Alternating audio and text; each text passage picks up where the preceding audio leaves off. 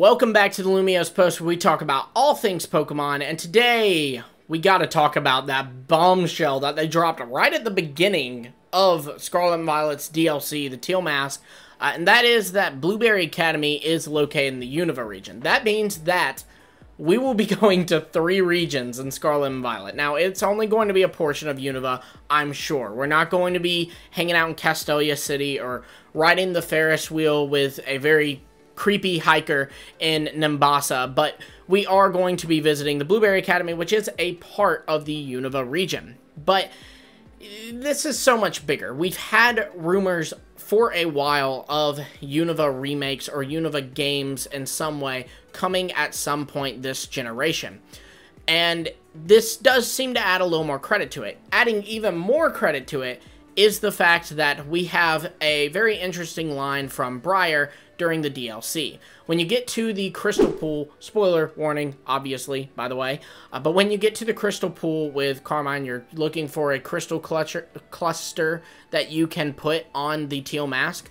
You encounter Briar, who is there, and Briar lets you know that she is wanting to find a way to allow the Terrestrial phenomenon to exist in other regions. Well, I think that the Indigo Disc, she is going to accomplish this. And the reason I think this is, for one, just from a game standpoint, we have to be able to terrestrialize in Indigo Disc, right? They're not going to finish off Scarlet and Violet by sending us to a place where the gimmick doesn't exist and will not exist. In fact, the Indigo Disc revolves around Terapagos, who is the Pokemon behind the Terrestrial phenomenon.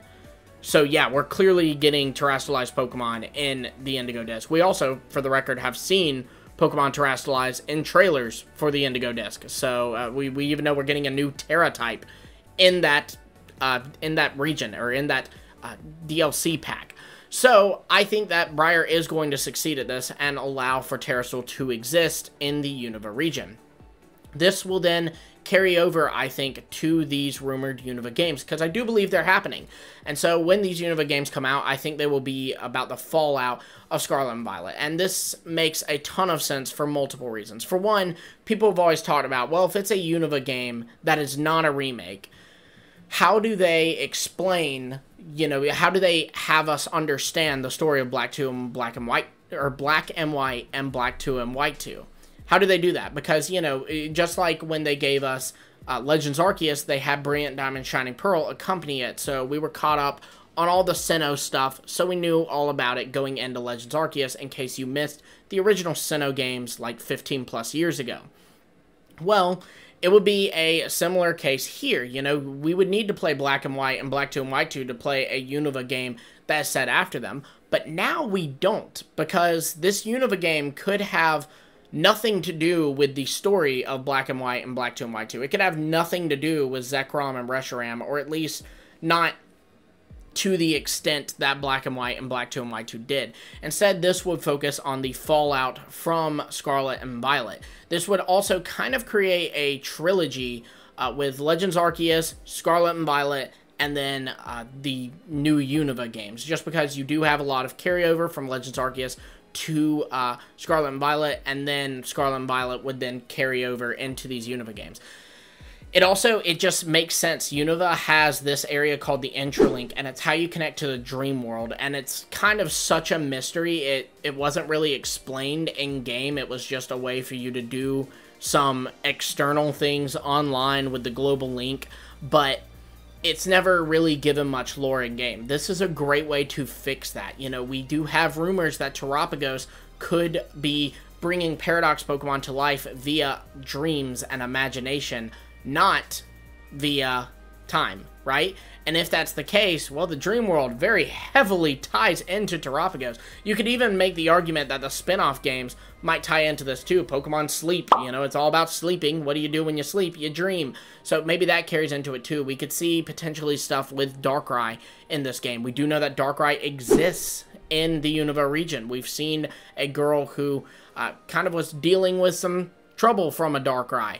And Darkrai, again, ties into the dream stuff. So I do really think that Unova is the perfect game to tie this all together. Because I'm going to be frank with you, I don't think Indigo Disc will tie it all together. I think that it'll finish Scarlet and Violet's story, but it will also set the stage for another story. In the same way that X and Y was a closed story, but the themes and the stuff introduced in those games then carried over into Omega Ruby and Alpha Sapphire, which, while they were Hoenn remakes, did feel like a successor to X and Y. And so that's what I'm proposing these Unova games will do. There is still a lot of question of who will the villain be. Will Briar carry over as the villain of these Unova games? Will maybe Team Plasma see an opportunity to rise once again and come back to try to take over? You know, I don't know. I'm very curious about it. You know, there's so many possibilities now. I do firmly believe that these Unova games, and I've said this for a while, will be like Legends Arceus. I don't think they'll be a Legends game, but like Legends Arceus in the sense that, yeah, you're in Sinnoh, but it's a whole new take on it. It's not the Sinnoh you knew, right? And the story is going to be new. You might see some characters that you're familiar with or resemble other characters, but no, this is going to be something else entirely. And that's another way that Legends Arceus can tie into this trilogy, is since we are in Unova, perhaps somehow Ingo is able to tie into this as well, with themes of time travel, with themes of dreams coming to life. Legends Arceus, Scarlet and Violet, and Unova all seem like a perfect fit. So again, I do think that we will have all this tie together in Unova. I also think that we will see new Paradox Pokemon.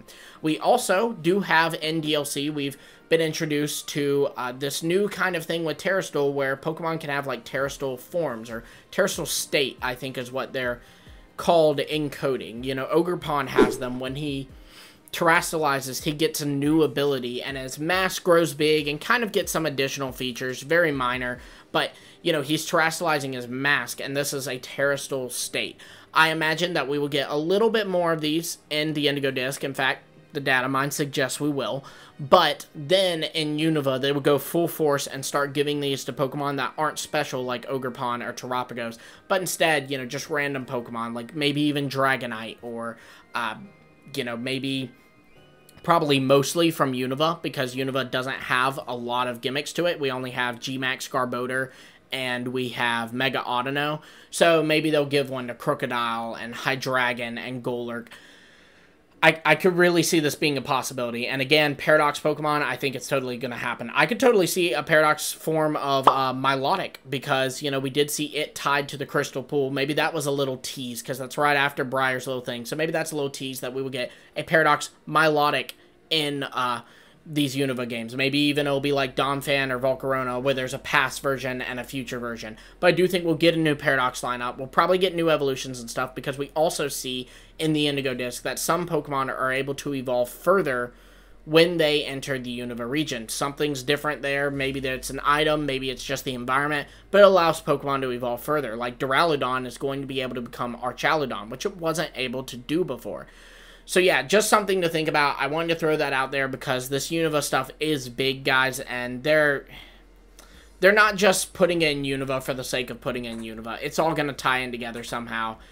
And, you know, as we get more information on how, we'll definitely be covering it here. So be sure you like, subscribe, and hit the bell for notifications so you don't miss those future videos. And until next time, I will see all of you later.